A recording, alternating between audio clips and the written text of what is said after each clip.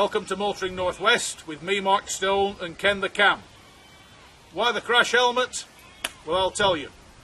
This is the new Honda Civic Tourer, the car that the Works Honda Yuasa team are campaigning in the 2014 British Touring Car Championships, driven by Matt Neal and Gordon Shedden.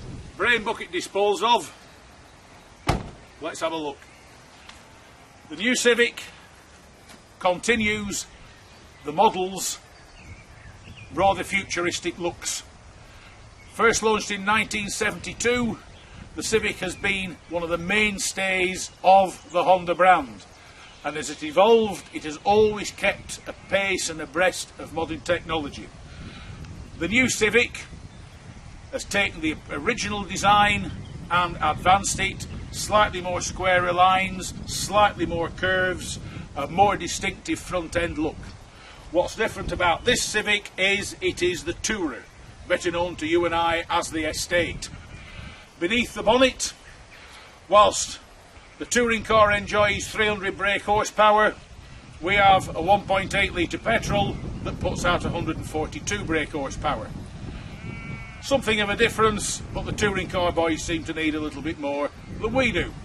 There's also, for those who want them, a slightly smaller petrol engine and a slightly larger diesel, which means you can configure your Civic to how you particularly want it. As I said, very distinct in looks, slightly longer, but they've managed to retain a lot of the hatchback's profiles at the front, to the B-pillars and round at the back. What Honda have done, like a lot of manufacturers these days, is French the rear door handle in so it looks part of the car, so the vehicle doesn't look to be a four-door. You just pull that flap and there's the door. If there is a slight downside, the door handle, lacking a conventional handle here, gives the car a slight slab-sided look. If Honda had given it a more conventional handle, it would have just broken this large area up. Okay, you've got the arches, you've got the curves, you've got the belt line into the distinctive rear lights, you've got a sloping roof with, once again, distinct satin effect roof rails, and of course the shark fin aerial. But in my opinion, they'd have been better off just coming up with something that gives you a break in this expansive metal, and of course round to the plastic rear bumper. To the rear, Honda have retained in many ways the conventional hatchback's rear light design, which is exceedingly distinctive, complete with a big Honda badge. Fore and aft, unusually you've got carbon effect splitters of Venturis. They look good, but in a car with a 1.8 engine, they don't really do anything. They're just there for effect, and unless you want to drive around wearing the crash helmet, it gives you a slight hint that you are part and parcel of one of the most successful British touring car teams the series has seen. Interestingly, open the rear tailgate, nice big deep tailgate, lifts nice and high, large cargo area. Now, as per most modern cars, you don't get a spare underneath this little flap. You get the usual pump and can of foam. Completely useless, but there you have it. What they have done instead is where the spare wheel would normally sit, you've got a conventional floor, or if you lift this panel up, it'll either go up and give you a secure out-of-sight area of storage, or if you pull it forward and let it go, it cantilevers down and nearly doubles the amount of initial floor space you've got in the rear of the car with the rear seats in the upright position. Drop those down and you've got a very, very capacious sports touring estate vehicle. A lot of sports estates compromise cargo for looks. Honda have managed to retain the both. They've retained the looks, they've retained the cargo capacity, and with minimal arch intrusion, they've also made sure it is as practical as a small estate of this size can possibly be.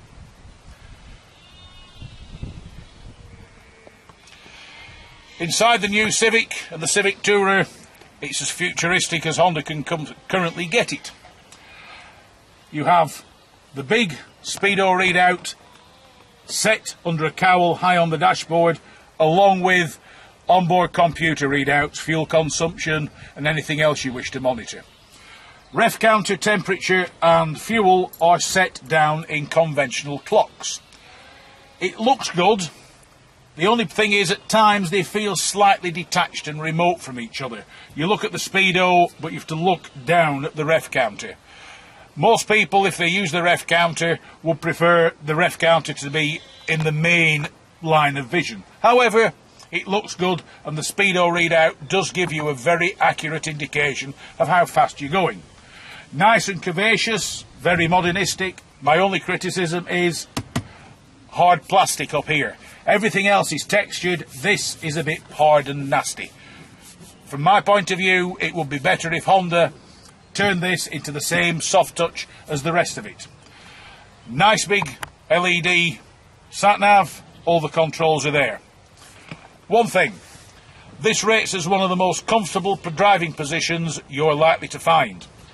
Excellent steering wheel. Most people don't put any store in the steering wheel, but when you've driven with a nice wheel, you realise how bad some of the others are. Nice and chunky, leather, multifunction, easy to use, easy to understand. Equally, the short throttle gear lever, perfectly positioned, absolutely perfectly positioned.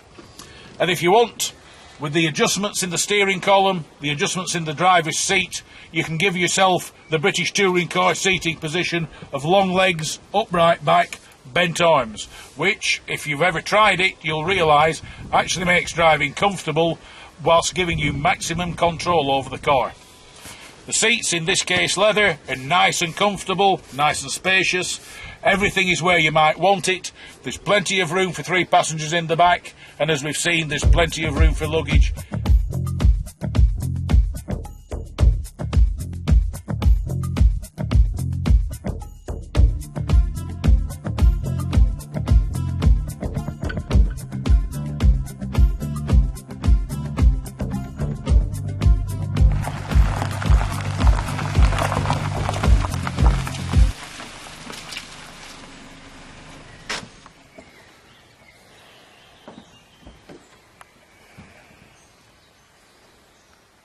So as we've seen, Honda Civic Tourer is a motor in many ways of 2 characters, 2 personalities.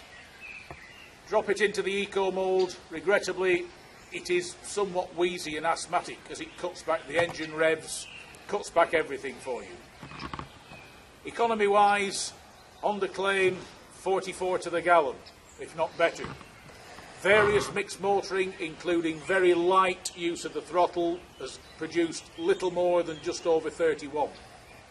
But if you're prepared to sacrifice getting the fuel figures to where Honda say they should be and enjoy the car, get the revs in the gears up to 5,000 and beyond, the car takes on a whole new personality. It's lively, it handles well, it's an absolute joy to drive. There's no way you get the impression that you are driving an estate car. It's just a great little car to drive, very comfortable, very capable.